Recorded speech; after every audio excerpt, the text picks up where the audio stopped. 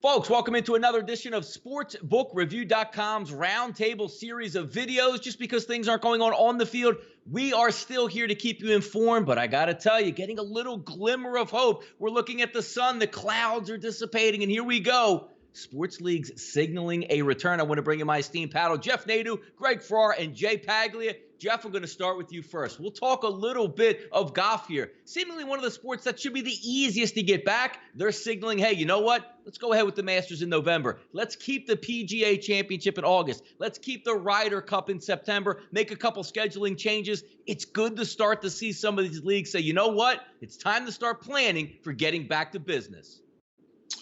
Yeah, it is. But listen, Donnie, for me, and I'm sure everyone else in this panel, I mean, it seems like anytime you get good info, within 6 to 10 hours later, oh, no, wow, we don't really know if that's going to happen. Again, until I start seeing it, I'm never going to believe it. It just seems like everything that comes out with this thing is bad news. But again, if it does happen, it's going to be cool. I mean, obviously, during November, October, you have obviously the weather changing, get the fall foliage conditions. So it will be beautiful. I'm sure that, the surfaces won't be much different. It'll be fine, but it'll be cool to have it during, kind of the NFL, college football level right before Thanksgiving. I mean, Donnie, 83 years the Masters went on, and it's never been played outside of March or April. So this is obviously new, uncharted territory, but it's something to look forward to. That's all you really have now, Donnie, is what you have to look forward to. And we're possibly going to have some really cool things in the fall. I just hope it's not all hot air and it actually happens. But as I said, we have something to look forward to at least.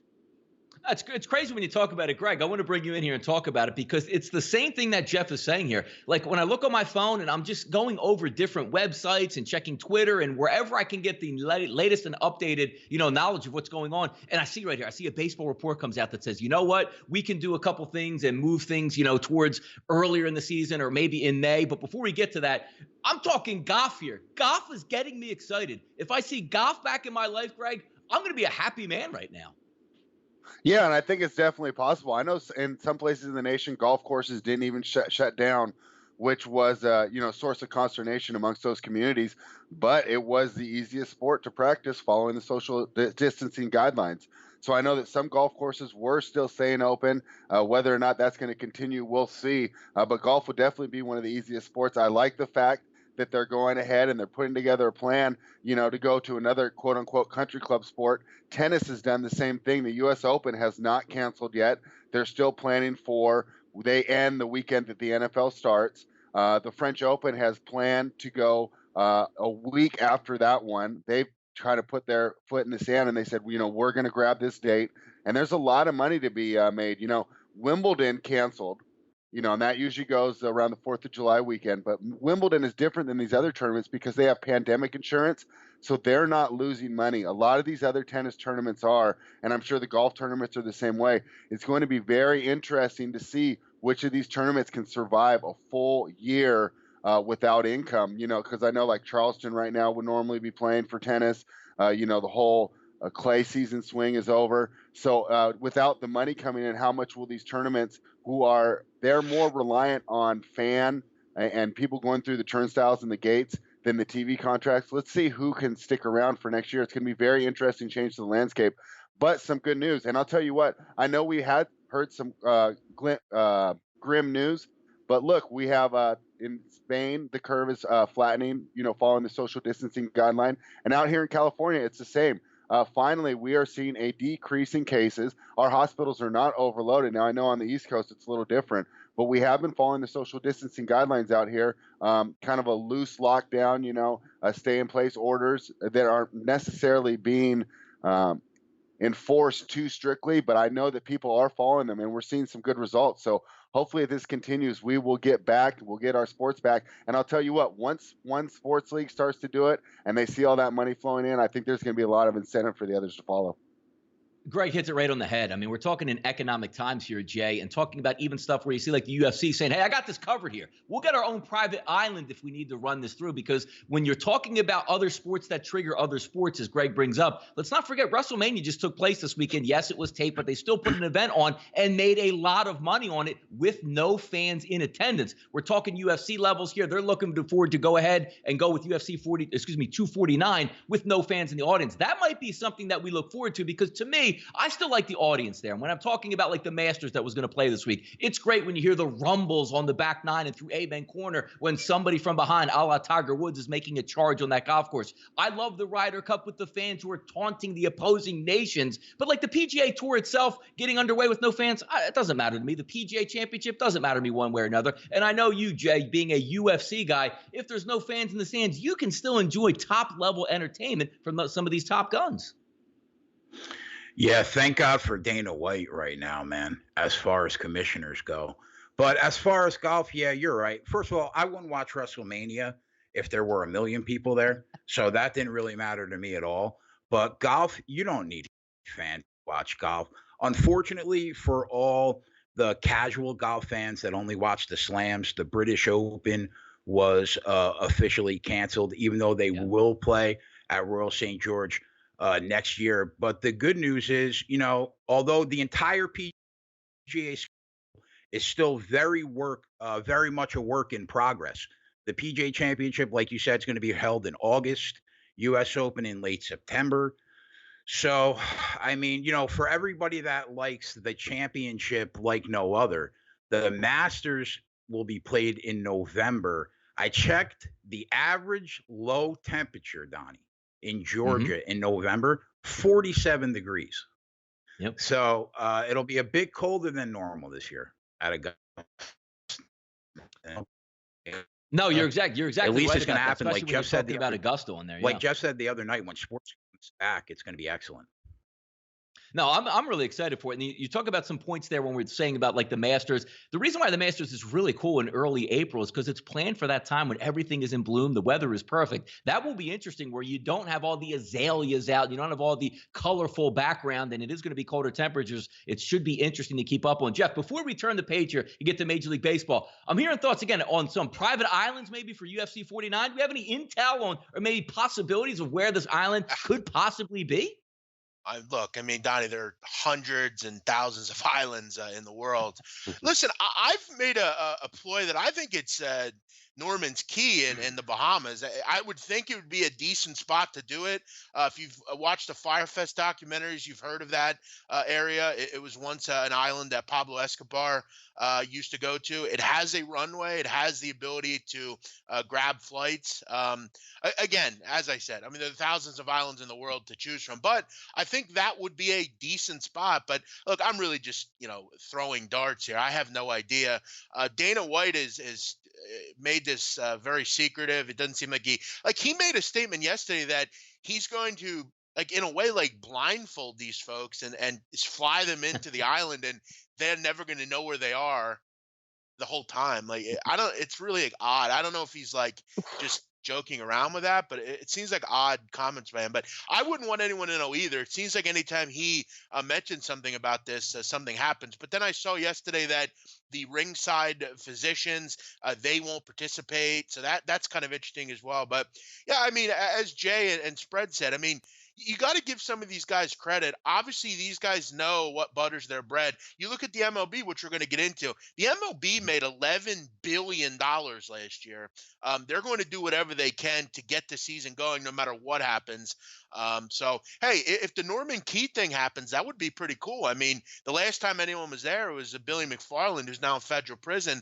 This could make a bad situation good. Maybe Dana can start pumping some money into that economy that was basically riddled after that scumbag left. So maybe Dana could come in and get those people whole again, Donnie.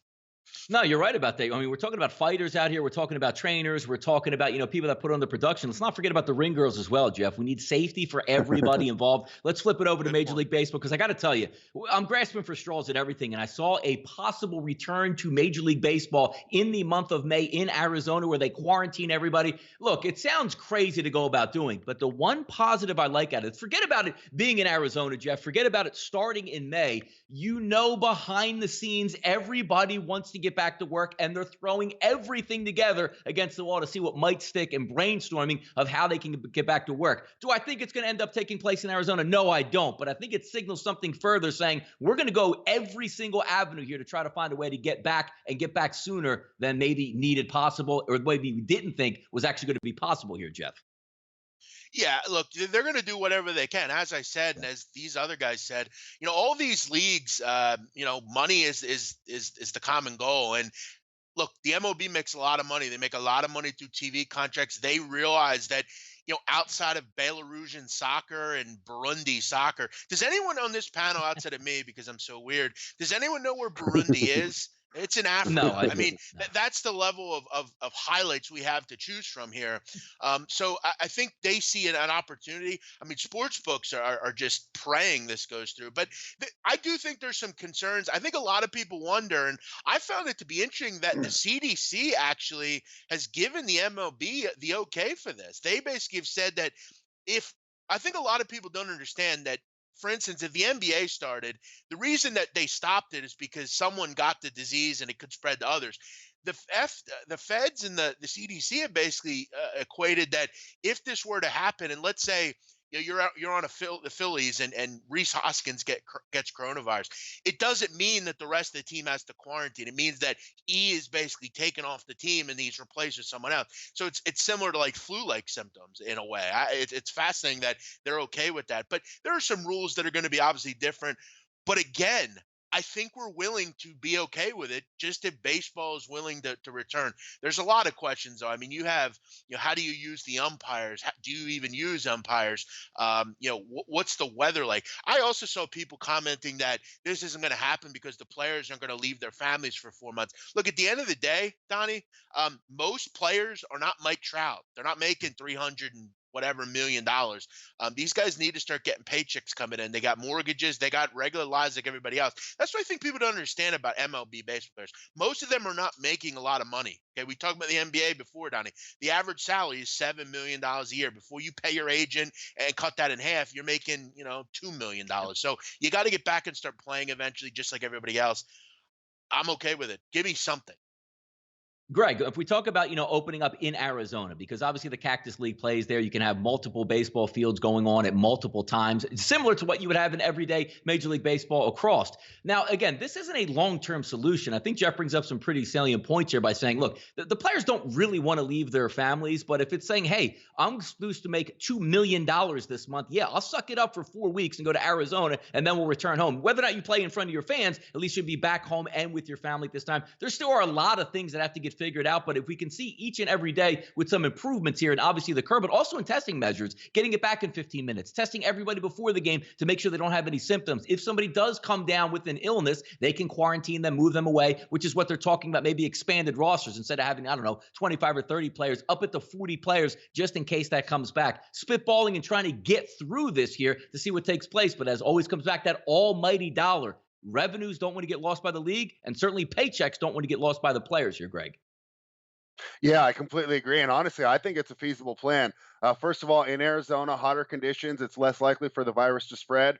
Quarantine all the teams. They would go strictly from the hotel to the field and back, and they would be kept away from everybody. And don't think that there's not an incentive for baseball, which has had falling ratings and falling national interest, to be back there first, to get in the spotlight without competition and really showcase their game and try and bring back some fans that might have had short attention spans and have wandered over to the NBA, the NFL, and the UFC. I think baseball is very motivated to make this happen.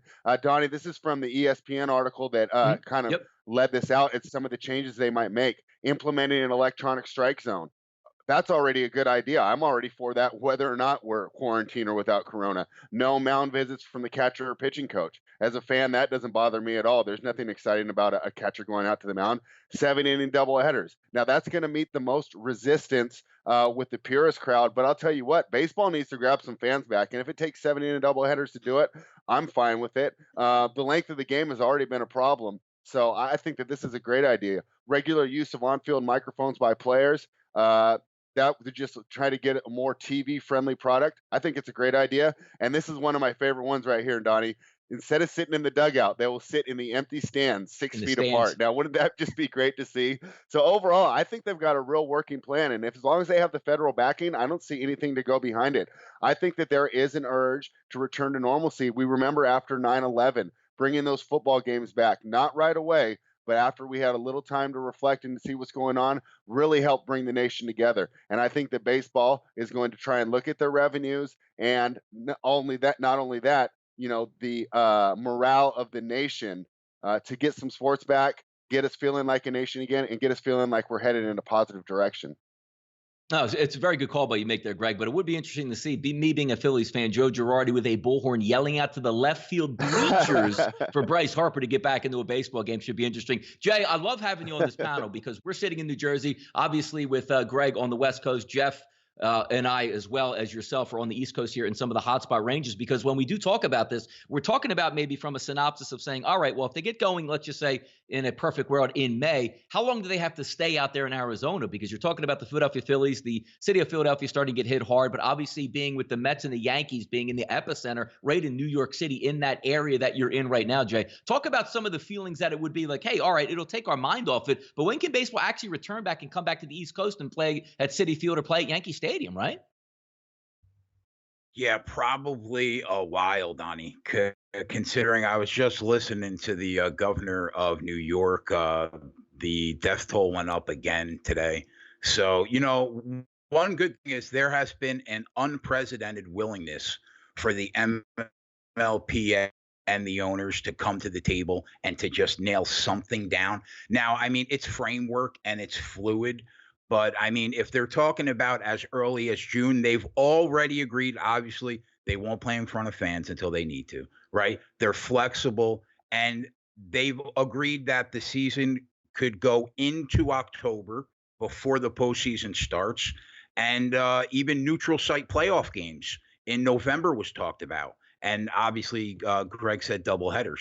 So at the end of the day, Jeff nailed it when he said MLB made $11 billion last year. They're going to do whatever they need to do. If the Yankees are in Arizona until August, as long as the games get played, they'll eventually come back and they'll make every dollar they can on the East Coast, because that's what we know they do.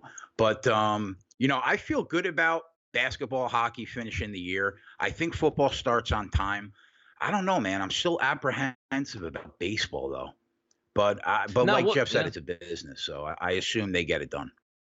No, we'll see what happens here, but that's what we come together. Look, a lot of that's going on. It's nice to actually talk about things that might be happening here. Sports leagues signaling a return and everything more. We'll see what happens here. We do want to thank you guys for tuning in to yet another episode of SportsBookReview.com's Roundtable Series video. For my esteemed panel, Jeff Nadu, Greg Farrar, Jay Paglia, I'm Donnie Seymour. Thanks for tuning in. We'll keep you updated on everything right here at SportsBookReview.com.